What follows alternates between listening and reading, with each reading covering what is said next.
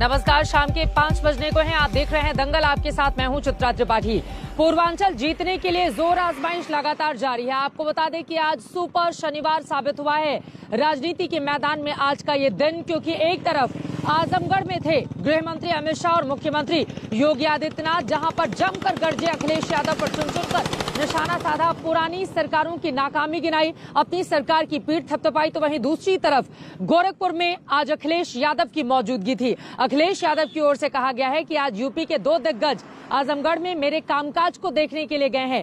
कुल मिलाकर चुनावी ये जो राजनीति है वो दिलचस्प हो चली है। एक दूसरे पर वार पलटवार का दौर जारी है, लेकिन पूर्वांचल पर आखिर इतनी ज्यादा जोर आजमाइश क्यों है? आपको बताते चले कि पूर्वांचल में लोकसभा की 28 और विधानसभा की 164 सीटें आती हैं और इन्हीं सीटों को जीतने के लिए हर एक पार्टियों ने अपना पूरा दमखम लगाकर रखा हुआ है। तो आज सुपर शनिवार कैसे साबित हुआ है सियासत का ये शनिवार, और इसके अलावा किस तरह से आरोप प्रत्यारोप के दंगल में एक दूसरे को घेरने की कोशिश की गई, बहस इसी मुद्दे पर। लेकिन पहले ये रिपोर्ट देखिए।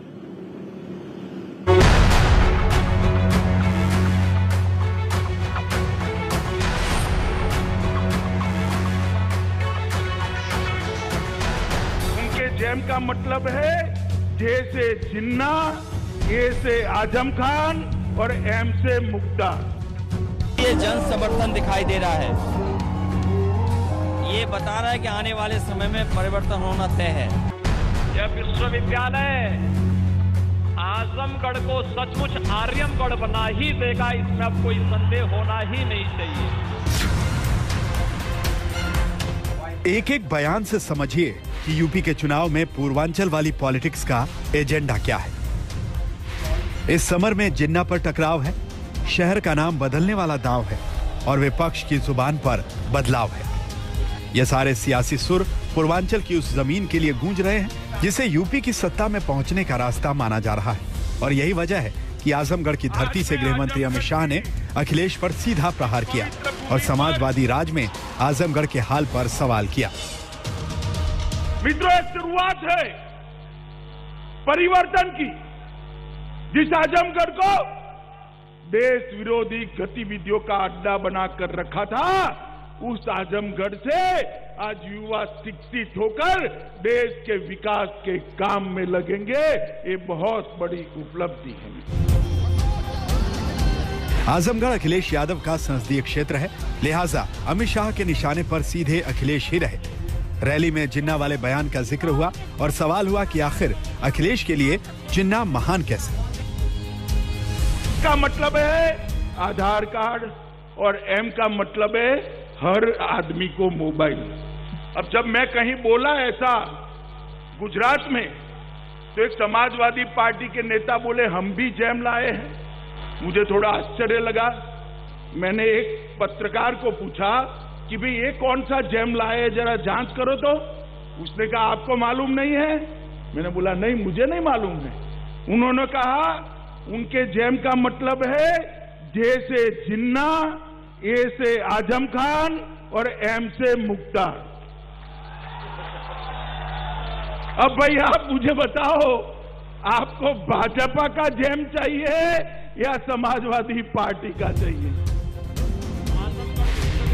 रैली भले ही आजमगढ़ में थी, लेकिन इसके जरिए बीजेपी ने पूरे पूर्वांचल में सियासी संदेश पहुंचाने की कोशिश की। योगी आदित्यनाथ ने कई पुरानी घटनाओं का जिक्र किया और इस बहाने कानून व्यवस्था पर पिछली सरकारों को घेर लिया। आप याद करिए 2007 में यही आजमगढ़ में मुझ पर हमला हुआ था और तब मैं यहां पर आया था। तब हम लोग आए थे यहां पर। उस समय सिबली नेशनल कॉलेज में अजीत राय की इसलिए हत्या हो जाती थी क्योंकि वह अखिल भारतीय विद्यार्थी परिषद का कार्यकर्ता था और उसने वंदे मातरम के लिए कहा था कि वंदे मातरम का गायन गणतंत्र दिवस पे होना चाहिए। लेकिन भाइयों बहनों, कॉलेज परिसर में ही प्रिंसिपल कार्यालय के पास ही उनकी हत्या हो जाती है और 1 महीने तक एफआईआर तक दर्ज नहीं होती थी। आज क्या किसी की हिम्मत है कि संघ से कोई सरेआम हत्या कर ले? आजमगढ़ के मंच से एक और बड़ा दांव योगी आदित्यनाथ ने चल दिया है। रैली में आजमगढ़ को आर्यमगढ़ कहा और इस बात की सुगबुगाहट शुरू हुई है कि क्या फैजाबाद की तरह अब आजमगढ़ का नाम बदलने की तैयारी कर ली गई है। तब माननीय अमित शाह जी ने कहा था कि पूर्वांचल एक्सप्रेसवे को ऐसे बनाएं कि जिससे वह आजमगढ़ के और पूर्वी उत्तर प्रदेश के विकास की बैकबोन बन जाए। आज पूर्वांचल एक्सप्रेसवे आपके विकास की धुरी बन रही है। आज आजमगढ़ में एयरपोर्ट बन रहा है, अंतिम चरणों में चल रहा है, लगभग 95% कार्य पूरा हो गया है। और भाइयों बहनों, यह विश्वविद्यालय जो आज यहां पर जिसकी आधारशिला रखी जा रही है, यह विश्वविद्यालय आजमगढ़ को सचमुच आर्यमगढ़ बना ही देगा, इसमें अब कोई संदेह होना ही नहीं चाहिए।